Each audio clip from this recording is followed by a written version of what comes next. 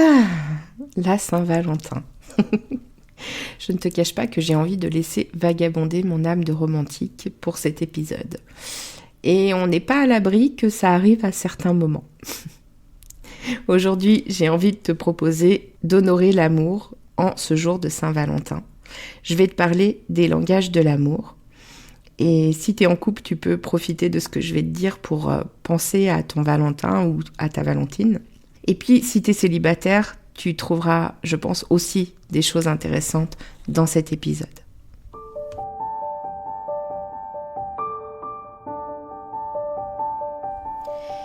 Et si je te parlais d'amour ? Ça t'est déjà arrivé, toi, de te demander comment font les autres qui arrivent à construire une belle histoire d'amour ? Ou alors d'enchaîner les relations au bout desquelles tu tombes toujours du carrosse de l'amour, te retrouvant seul encore une fois au bord du chemin ? T'as déjà eu l'impression que quelque chose cloche chez toi, ou t'as déjà eu peur que les choses se reproduisent encore ? Peur de pas faire les bons choix ? Que tu sois célibataire ou en couple, si tu t'es reconnu, alors c'est que tu es au bon endroit. Nous rencontrons tous à un moment ou à un autre des difficultés en amour, parce qu'on nous a bercé de beaucoup de choses fausses à ce sujet. Et il y a toujours un moment où cette personne si proche de nous vient toucher quelque chose de sensible en nous, une blessure. Bienvenue sur L'amour n'est pas un conte de fées, le podcast qui va t'apporter des clés essentielles sur les dynamiques amoureuses et t'aider à voir la merveille que tu es, pour que tu te sentes légitime de vivre cette belle histoire d'amour dont tu rêves, plus inspirante et plus épanouissante. Je suis Amandine, ta coach en intelligence amoureuse, et ça me tient à cœur de te partager tout ça parce que l'amour a toujours été mon sujet de prédilection. Et je pense que tout le monde a le droit de croire en sa magie. On y va ? Tu me suis pour laisser tes freins dans le passé ?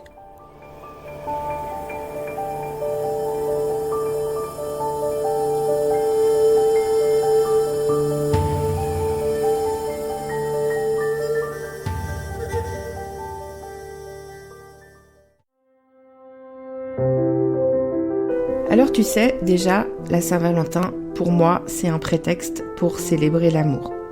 J'en avais parlé dans mon épisode du 1er janvier qui s'appelle Célébration. Moi, je crois qu'on devrait pouvoir célébrer l'amour tous les jours, ou en tout cas très régulièrement. Donc, la Saint-Valentin, c'est important, mais pour moi, c'est une occasion, comme tant d'autres qu'on pourrait aussi créer, de fêter l'amour. Parce que évidemment, si tu le fais que ce jour-là et pas les 364 autres jours de l'année, c'est pas très utile. C'est possible que ton couple dure pas bien longtemps. Mais pourquoi ne pas saisir aussi cette occasion pour en faire un rendez-vous spécial avec ton Valentin ou ta Valentine ?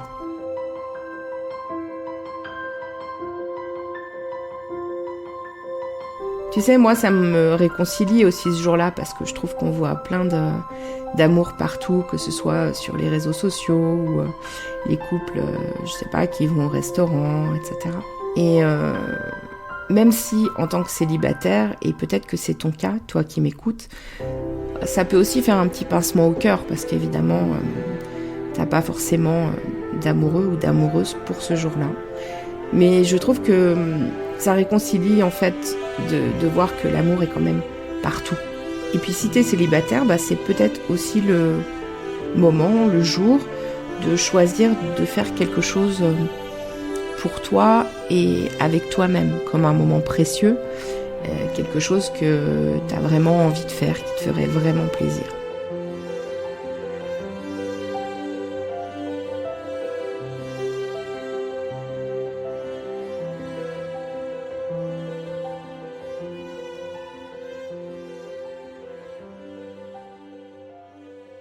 Il y a une question que je trouve essentielle, qui est une des questions que j'ai mise dans mon itinéraire sur Instagram, mon itinéraire de questions du 1er au 14 février, c'est qu'est-ce qui fait que tu te sens aimé ?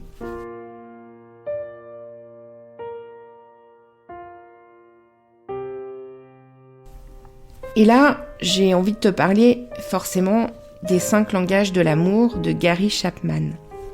Je ne sais pas si tu en as déjà entendu parler, si tu as lu le livre, et j'ai envie de t'en parler un petit peu aujourd'hui. Et je crois que la question qui vient en préambule de ces 5 langages, c'est qu'est-ce qui fait que tu te sens aimé et qu'est-ce qui fait que ton partenaire, si tu en as un, se sent aimé.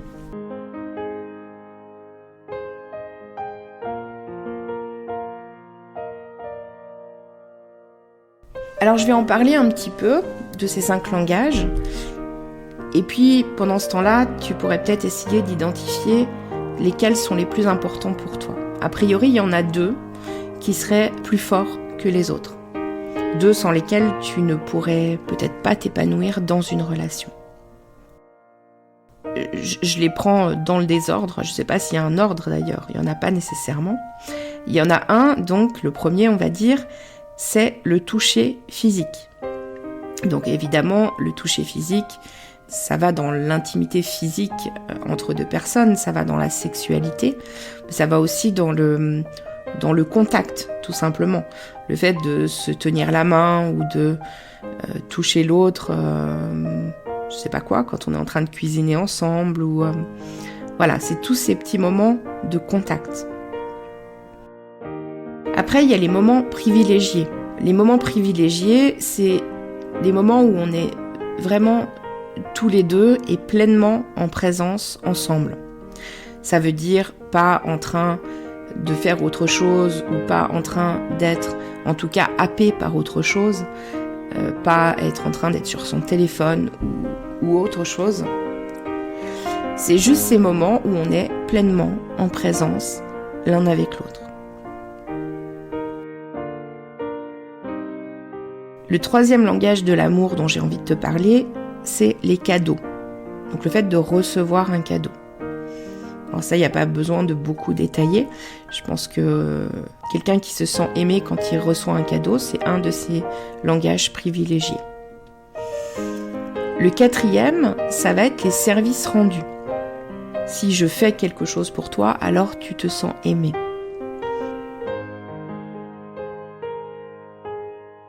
Et puis le dernier, c'est les paroles valorisantes.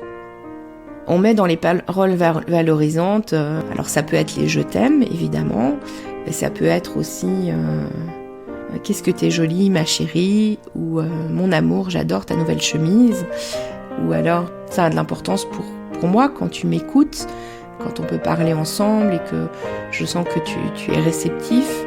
Voilà, c'est toutes ces choses-là, toutes les choses qui vont montrer à l'autre que dans nos yeux, il a de la valeur.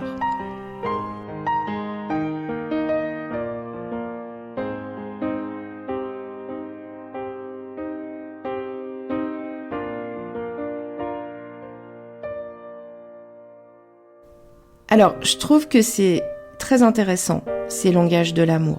C'est très intéressant de se demander comment nous, on se sent le plus aimé. Ça va dans la connaissance de soi. C'est très intéressant de savoir comment notre partenaire se sent aimé. Et pour ça, la meilleure chose à faire, c'est de lui poser la question. Parce que même si des fois, tu as des indices, parce que tu peux voir comment il réagit à telle ou telle chose, je pense que c'est très intéressant de lui poser la question.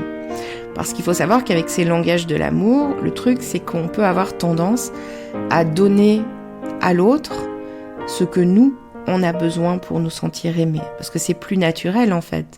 Puis parce qu'on voit la vie à travers nos propres filtres et que si nous, on se sent aimé de telle ou telle manière, alors on a tendance à croire que les autres aussi. Et c'est pas forcément le cas.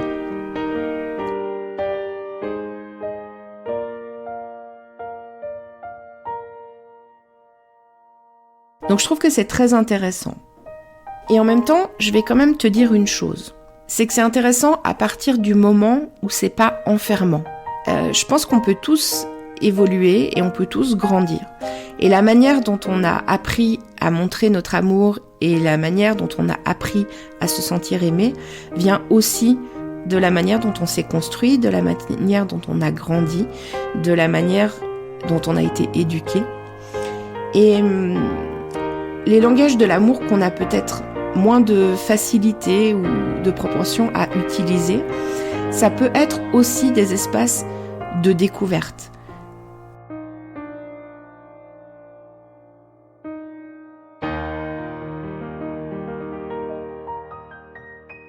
Peut-être que par exemple, je sais pas quoi, t'as pas appris à recevoir et à faire des cadeaux. Mais peut-être que tu pourrais découvrir que c'est quelque chose qui fait que tu te sens aimé. Ou peut-être que tu pourrais découvrir que faire des cadeaux pour que ton partenaire se sente aimé, ça te fait plaisir. Donc, je pense qu'il y a un grand terrain d'exploration. Je pense que c'est une bonne base, que c'est intéressant d'en discuter en couple, de savoir qu'est-ce que chacun aime et qu'est-ce que chacun a besoin pour se sentir aimé. Et en même temps, sans être enfermé là-dedans. C'est-à-dire que ça peut être aussi un terrain d'exploration. Ce que je veux éviter en te disant ça, c'est d'être dans le truc hyper fermé, hyper cadré, du style « moi, mon langage de l'amour, c'est les moments privilégiés, alors si tu me rends un service, ça me fait rien du tout, quoi. » Et mon idée par rapport à ça, c'est que dans le couple, c'est bien d'avoir un équilibre, c'est-à-dire comprendre comment l'autre nous exprime son amour et pouvoir le recevoir de cette manière-là, et aussi exprimer ce qu'on a envie de vivre pour que notre partenaire puisse aussi nous le donner, même si c'est peut-être quelque chose qui est moins évident pour lui de prime abord. Ça fait partie de l'aventure du couple, en fait, d'apprendre à se connaître soi et d'apprendre à se connaître mutuellement pour avancer ensemble. Donc voilà, c'est très intéressant à partir du moment où on ne prend pas ça comme un dogme.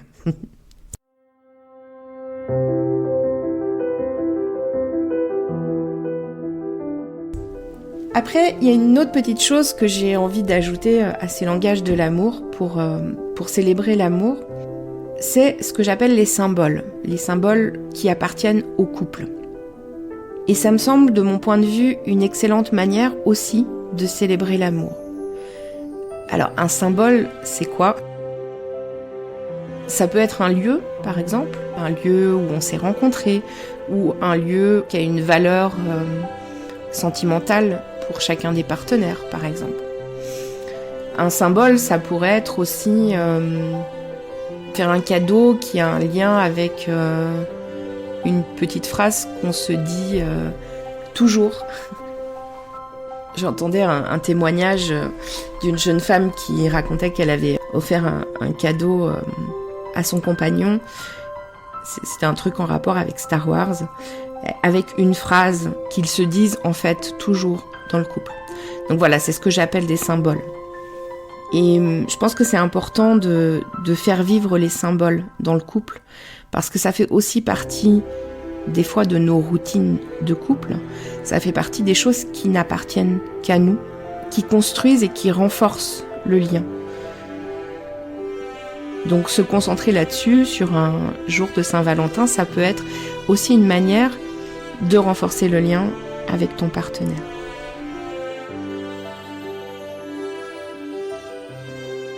Alors il y a plein d'autres manières de célébrer l'amour, d'accord ? Je te fais des propositions pour aujourd'hui. Et moi, ce que j'aimerais, parce que j'aime toujours énormément entendre les histoires d'amour, ce qui me plairait beaucoup, c'est que tu viennes me partager en commentaire sur Instagram ou en message privé, comme tu as envie, ce que tu as décidé de faire avec ton Valentin ou ta Valentine pour ce jour de 14 février.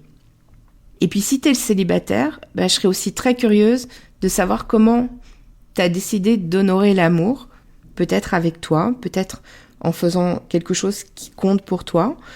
Ça peut être aussi prendre une décision importante pour toi, pour ta vie, peut-être pour ta vie amoureuse, je ne sais pas. Voilà, j'aurais beaucoup de plaisir à ce que tu me partages ça. Et en attendant, je te laisse pour ce jour tout spécial et je te retrouve la semaine prochaine pour un nouvel épisode. Bye bye!